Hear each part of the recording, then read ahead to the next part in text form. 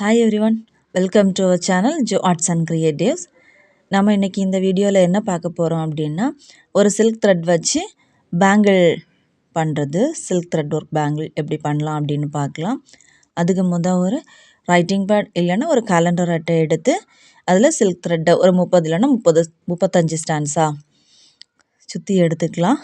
சுற்றி எடுத்துக்கிட்டு ஒரு ஓரத்தில் டைட்டாக பிடிச்சி வச்சுக்கிட்டு ஓரத்தில் கட் பண்ணி எடுத்து அந்த ஓரத்தில் கொஞ்சம் க்ளூ போட்டு ஒட்டி எடுத்துக்கலாம். அப்போது நூல் பிரிஞ்சு வராமடிக்கு டைட்டாக இருக்கும், ஒரே நேராகவும் கிடைக்கும். அப்புறம் ஒரு பேங்கிள் எடுத்திருக்கேன். இது சில்க் த்ரெட் பண்ணக்கூடிய பேங்கிள் பேஸு. அதில் உள் பக்கமாக கொஞ்சம் க்ளூ போட்டு, நம்ம த்ரெட்டில் க்ளூ போட்டு வச்சுருப்போம் இல்லையா ஓரமாக, அந்த இடத்த அதில் மேலே வச்சு நல்லா டைட்டாக ஒட்டி விட்டுக்கலாம். அப்புறம் எக்ஸிஸ்டாக இருக்க த்ரெட்டை கட் பண்ணி விட்டுடலாம். அப்புறம் த்ரெட்டை டைட்டாக பிடிச்சி வச்சுட்டு கொஞ்சம் கொஞ்சமாக ஃபுல்லாக சுற்றி எடுத்துக்கலாம். நம்ம த்ரெட்டு சுற்றி எடுக்கிற டைமில் பேங்கில் பிடிச்சிருக்க கைனால் மேலே வர த்ரெட்டை டைட்டாக பிடிச்சிக்கலாம். நம்ம சுற்றுகிற த்ரெட்டையும் டைட்டாக பிடிச்சி சுற்றலாம். இல்லைன்னா லூஸ் விழுந்தது மாதிரி இருக்கும். நம்ம திரும்ப திரும்ப வளையல் யூஸ் பண்ணுற டைமில் சீக்கிரமாகவே த்ரெட்டு நாசாகி போயிடும், பேங்கிள் வேஸ்ட்டாக போயிடும். அதனால த்ரெட்டு சுற்றுகிற டைம்லேயே நல்லா டைட்டாக பிடிச்சி சுற்றணும். பேங்கிளோட கலர் கொஞ்சமும் வெளியே தெரியாத அளவுக்கு கொஞ்சம் ஒரு பக்கமாக சரிஞ்ச மாதிரி கொஞ்சம் சாய்வாக நம்ம த்ரெட்டை அப்படியே சுற்றி விட்டுக்கலாம். அப்புறம்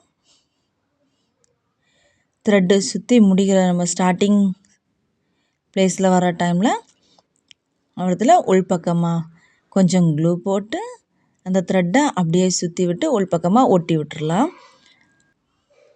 கொஞ்சம் அப்போது டைட்டாக இருக்கும், காய்ஞ்சப்புறம் நூல் பிரிஞ்சு வராமல் இருக்கும். அதே போல் இன்னொரு ஜோடி வளையல் எடுத்துருக்கேன். அதுலேயும் த்ரெட்டு சுற்றி எடுத்துக்கலாம்.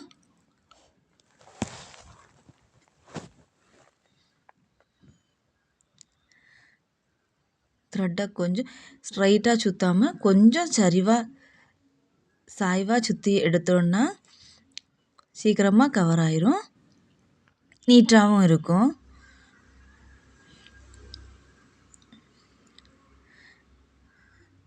த்ரெட்டு சுற்றி முடிக்கிற இடத்துல உள்பக்கமாக கொஞ்சம் க்ளூ போட்டு த்ரெட்டை நல்லா அப்படியே ஒட்டி விட்டுக்கலாம்.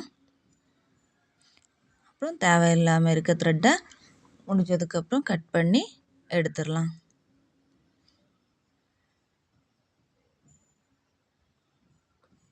அப்புறம் கொஞ்சம் காய விட்டுடலாம். த்ரெட்டு காய்ஞ்சதுக்கப்புறமாட்டு வளையலில் ஒர்க் பண்ண ஆரம்பிக்கலாம். நான் இப்போ ஒரு டைமண்ட் ஷேப்பில் இருக்க ஸ்டோனும் அப்புறம் ஸ்கொயர் ஷேப்பில் இருக்க சின்னதாக இருக்க ஒரு ஸ்டோனும் எடுத்திருக்கேன். அதில் வளையலில் கொஞ்சம் கம் போட்டுக்கிட்டு இந்த ஸ்கொயர் ஷேப்பில் இருக்க கிளிப் ஸ்டோன் எடுத்து டைமண்ட் ஷேப்பில் வச்சு சென்டர் பாயிண்டில் ஒட்டிக்கிறேன். அப்புறம் அதோட 2 பக்கத்துலேயும் கொஞ்சமாக க்ளூ போட்டு டைமண்ட் ஷேப்பில் இருக்க கிளிப் ஸ்டோனை எடுத்து ஒட்டிக்கிறேன். நம்ம க்ளூ போடுறது கொஞ்சம் தாராளமாகவே போட்டலாம், காஞ்சதுக்கப்புறம் க்ளூ தெரியாது வெளியே. நான் இங்கே ஸ்டோனை கொஞ்சம் ஸ்ட்ராங்காக பிடிச்சி வச்சுக்குவோம். அப்புறம் 2 பக்கமும் இதே தான் ஸ்கொயர் ஷேப் அப்புறம் டைமண்ட் ஷேப் அப்படி மாற்றி மாற்றி ஒன்று ஒன்றா மாற்றி மாற்றி ஃபுல்லாக இந்த பேங்கிள் ஃபுல்லாகவும் சுற்றி எடுத்துக்கலாம். நீங்கள் ஸ்டோன் ஒட்டுறதுக்கு வேணால் B7000 இல்லைன்னா வேறு ஏதாவது க்ளூ யூஸ் பண்ணிக்கோங்க, அதுனா கொஞ்சம் கூட சீக்கிரமாக காஞ்சி கிடைக்கும்.